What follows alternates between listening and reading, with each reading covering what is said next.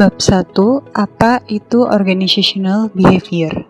Halo teman-teman, sesi ini adalah sesi pertama dari serangkaian sesi kuliah perilaku organisasi. Sesi ini akan membahas mengenai pengenalan terhadap apa itu Organizational Behavior atau OB atau perilaku organisasi. Definisi dari perilaku organisasi. Perilaku organisasi adalah bidang studi yang menyelidiki dampak individu, kelompok, dan struktur terhadap perilaku dalam organisasi dengan tujuan untuk menerapkan pengetahuan tersebut guna meningkatkan efektivitas organisasi. Apa tujuan dari pembelajaran OB? 1. Yaitu menunjukkan pentingnya keterampilan interpersonal di tempat kerja. 2. Menjelaskan fungsi, peran, dan keterampilan dari seorang manajer. 3. Membandingkan manajer efektif versus manajer sukses. 4. Menunjukkan nilai OB sebagai studi sistematis. 5. Menunjukkan mengapa hanya sedikit hal yang absolut yang berlaku untuk OB. Dan 6. Membandingkan 3 tingkat analisis dalam model OB pada buku ini. Selanjutnya kita akan masuk ke poin 1, yaitu menunjukkan pentingnya keterampilan interpersonal di tempat kerja. Keterampilan interpersonal penting untuk dimiliki karena pemahaman OB membantu menilai efektivitas manajer. Sifat kepemimpinan dan komunikasi sangat penting bagi seseorang untuk maju dalam karirnya. Keterampilan interpersonal yang lebih baik menghasilkan pergantian atau turnover karyawan yang lebih rendah dan kualitas lamaran yang lebih tinggi untuk perekrutan. Tempat yang bagus untuk bekerja cenderung memiliki kinerja keuangan yang lebih baik. Poin kedua adalah menjelaskan fungsi, peran, dan keterampilan manajer. Yang dimaksud dengan manajer adalah seseorang yang menyelesaikan suatu pekerjaan melalui orang lain dalam organisasi. Organisasi adalah unit sosial yang terkoordinasi secara sadar, yang terdiri dari 2 orang atau lebih, yang secara relatif terus-menerus berjalan untuk mencapai tujuan bersama atau serangkaian tujuan. Dalam pelaksanaannya, manajer melaksanakan perencanaan, mengatur, memimpin, dan mengendalikan, atau biasa disebut dengan planning, organizing, leading, and controlling. Mintzberg menyatakan bahwa para manajer melakukan 10 peran atau rangkaian perilaku yang berbeda dan saling terkait yang berhubungan dengan pekerjaan mereka. Pada tabel kita dapat melihat bahwa peran manajerial menurut Mintzberg terbagi menjadi 3 kategori, yaitu peran interpersonal, peran informasi, dan peran pengambilan keputusan. Dalam peran interpersonal terdapat figurehead, leader, and liaison atau kepala, pemimpin, dan penghubung. Peran informasi terdapat pemantau, pewarta atau juru bicara, dan peran pengambilan keputusan terdapat entrepreneur, disturbance handler, resource allocator and negotiator atau wirausaha, pemecah masalah, pembagi sumber daya, serta perunding. 10 peran ini merupakan 10 peran yang dilaksanakan oleh para manajer menurut Mintzberg.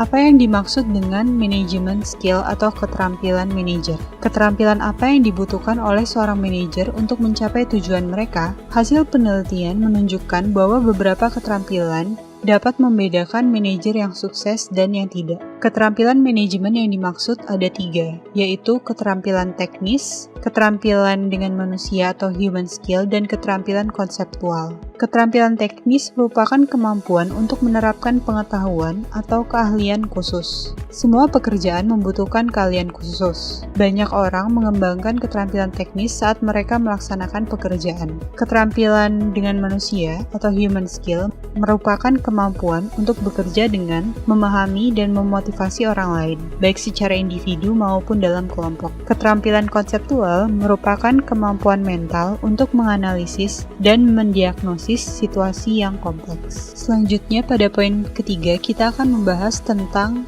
perbandingan manajer efektif versus manajer sukses. Lutyens dan rekannya menemukan bahwa semua manajer terlibat dalam 4 aktivitas manajerial, yaitu manajemen tradisional. Yang dimaksud dengan manajemen tradisional adalah pengambilan keputusan, perencanaan, dan pengendalian. Secara rata-rata, manajer menghabiskan 32% waktunya untuk melakukan aktivitas ini. Kedua yaitu komunikasi, yaitu melibatkan pertukaran informasi rutin dan pemrosesan pemrosesan dokumen. Manajer rata-rata menghabiskan 29% waktunya untuk melaksanakan aktivitas ini. Ketiga, manajemen sumber daya manusia, termasuk memotivasi, melakukan tindakan disiplin, mengelola konflik, kepegawaian, dan memberikan pelatihan. Manajer rata-rata menghabiskan 20% waktunya untuk melakukan aktivitas ini. Keempat, membangun jaringan atau networking, yaitu bersosialisasi, berpolitik, dan berinteraksi dengan orang luar. Manajer rata-rata menghabiskan 19% waktunya untuk melaksanakan aktivitas ini. Pada grafik, kita bisa melihat bahwa manajer yang sukses adalah manajer yang menghabiskan waktu lebih banyak atau menitik beratkan kegiatan networking, yaitu sebesar 48%. Apabila kita dibandingkan dengan manajer yang efektif, yaitu manajer yang mendominasi waktunya untuk melakukan komunikasi, baik pertukaran informasi rutin ataupun memproses dokumen, sebesar 44%. Selanjutnya, pada poin 4, kita akan membahas tentang nilai OB sebagai studi sistematis. Studi sistematis akan perilaku, yaitu perilaku umumnya dapat diprediksi jika kita tahu bagaimana orang tersebut memandang situasi dan apa yang penting bagi orang tersebut. Manajemen berbasis bukti atau evidence-based management merupakan pelengkap dari studi sistematis, yaitu pendapat bahwa manajer layaknya membuat keputusan berdasarkan bukti yang sudah ada. Intuisi. Studi sistematis dan IBM akan melengkapi intuisi atau firasat tentang mengapa saya melakukan apa yang saya lakukan dan apa yang membuat orang lain tergerak. Jika kita membuat semua keputusan dengan intuisi atau insting, kemungkinan kita bekerja dengan informasi yang tidak lengkap. Poin kelima menunjukkan mengapa hanya sedikit hal yang absolut yang berlaku untuk OB. Hanya sedikit jikapun ada prinsip sederhana dan universal yang dapat menjelaskan perilaku organisasi. Salah satunya adalah variabel kontingensi. Faktor situasional adalah variabel yang memoderasi hubungan antara variabel independen dan dependen. Saat mengambil keputusan, manajer harus selalu memperhitungkan faktor situasional yang dapat mengubah hubungan antara dua variabel. Setiap situasi berpotensi memiliki faktor yang tidak terlihat ataupun faktor yang dapat berubah dengan cepat. Membuka pikiran untuk mendeteksi perubahan dan faktor yang tidak terlihat ini dan bersiap dengan keputusan opsional merupakan hal yang penting untuk manajemen yang efektif. Pada poin ke-6, kita akan membahas akan 3 level analisis dalam model OB.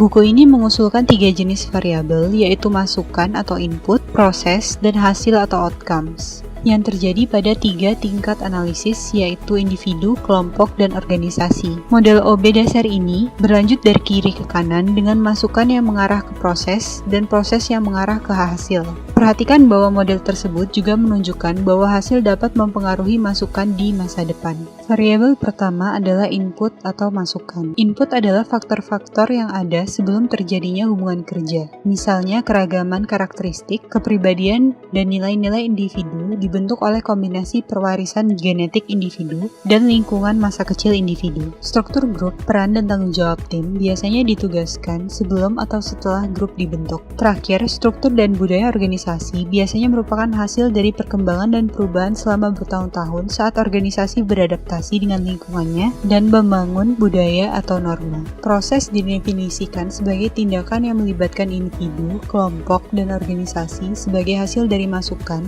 dan yang mengarah pada hasil tertentu. Pada tingkat individu, proses meliputi emosi dan suasana hati, motivasi, persepsi, dan pengambilan keputusan. Di tingkat kelompok, proses mencakup komunikasi, kepemimpinan, kekuasaan politik, serta konflik dan negosiasi. Terakhir, di tingkat organisasi, proses mencakup manajemen sumber daya manusia dan praktik perubahan.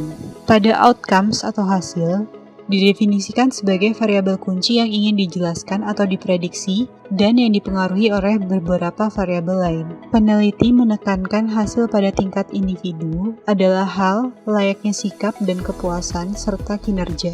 Di tingkat kelompok, hasil yang dimaksud adalah kohesi grup dan fungsi grup. Terakhir, di tingkat organisasi, hasil yang dimaksud adalah profitabilitas dan survival atau kelangsungan hidup organisasi secara keseluruhan.